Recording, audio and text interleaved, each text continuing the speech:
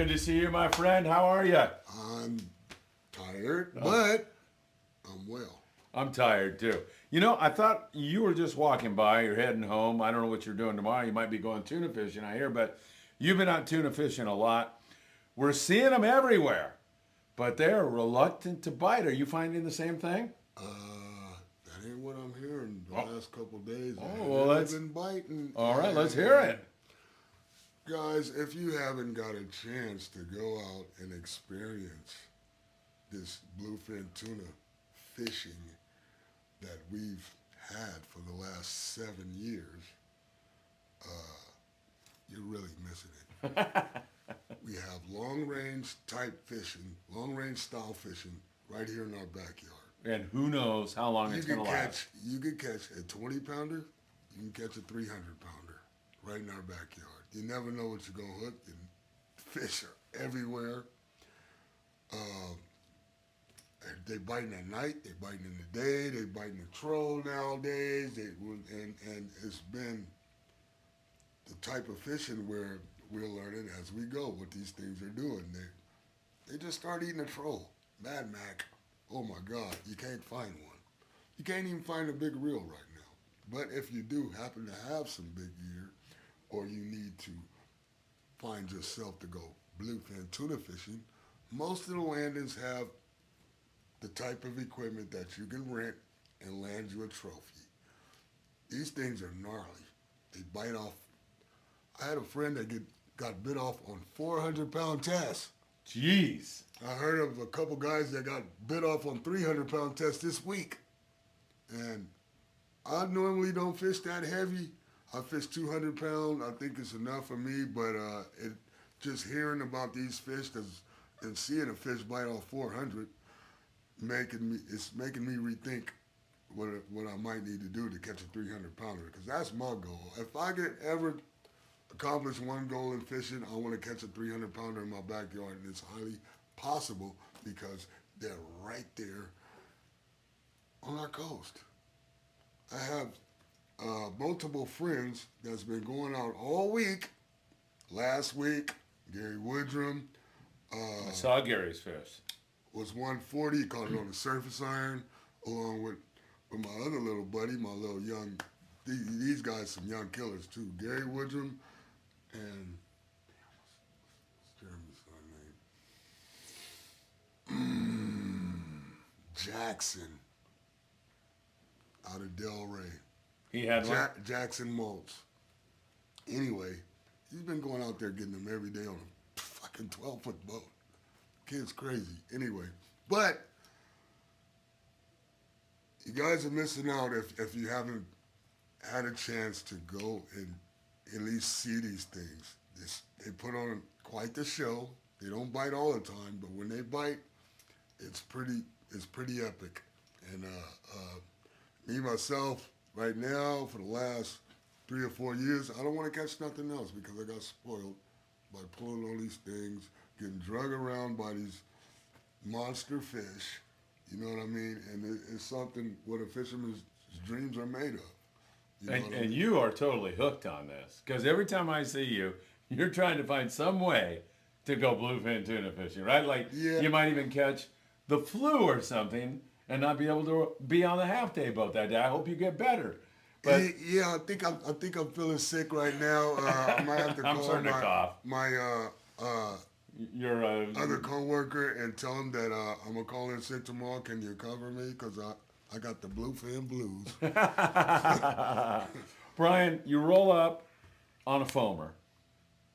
What is the best thing you can do? I mean, do you throw a surface iron?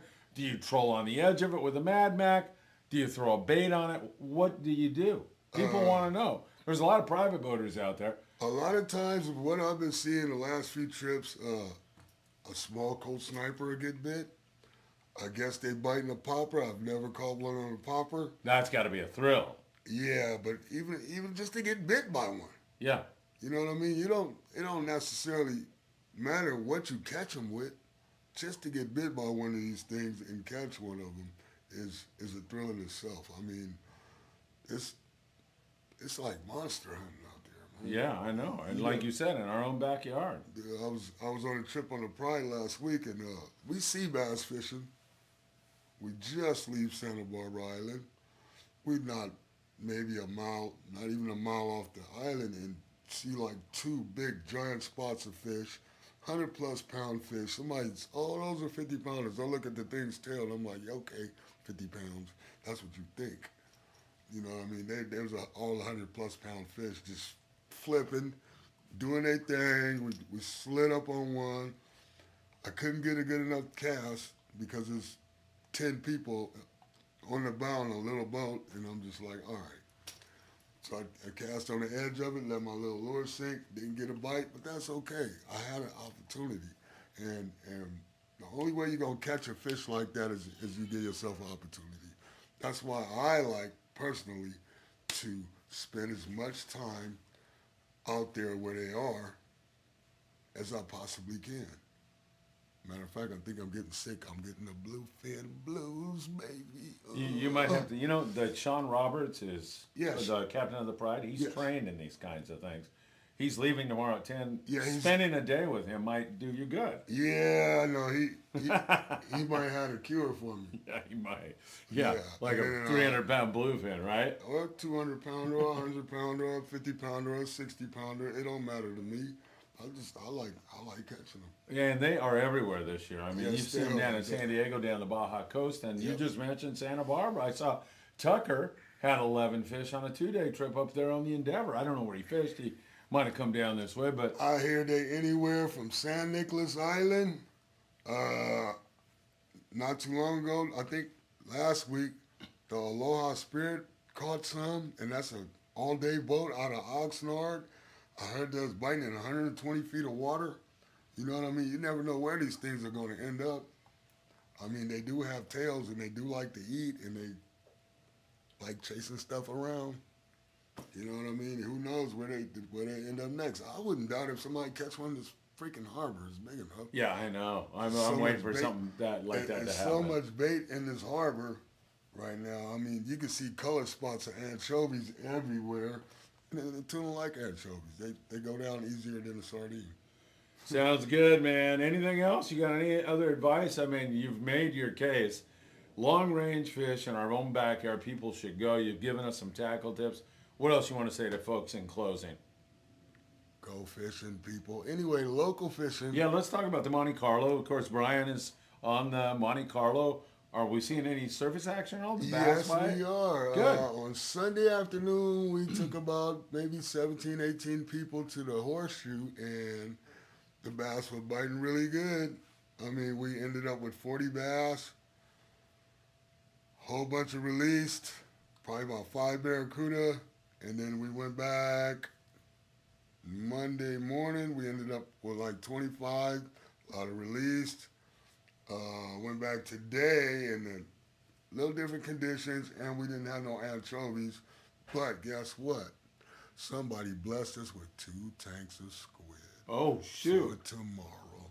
And some fish out there with some scales are in trouble if they touch a squid. If they like squid, guess what? We have 2 tanks of live squid On the Monte Carlo? right now. For tomorrow? Right now. Oh, my God. Oh my gosh, it could be really good. Who Yeah. knows? You know, we might even run into some yellowtail or a sea bass or a halibut. Or just You know, hammer away at the sand bass or Yeah, whatever, hammer right? away at the bass, the calicos, or the sand bass, Yeah. or whatever. Want to decide to eat? Think you want to eat a big squid because there's 2 tanks of it on my boat. Breaking news, everybody. Monte Carlo. Breaking news. What time do they leave tomorrow? We leave every day at 6:30 in the morning.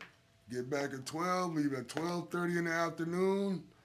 Monday through Sunday. Friday night, 6:30 twilight. Saturday night, 6:30 p.m. twilight to midnight.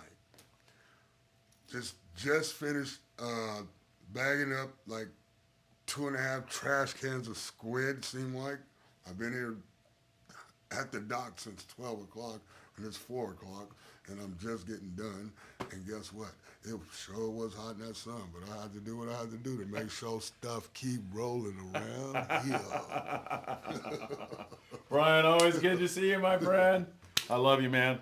I hope you get over your illness. Yes. And there's nothing that would help you more than a. You okay? A 300. This man needs a 300-pound tuna. I need a 300-pounder. Get him a tuna before.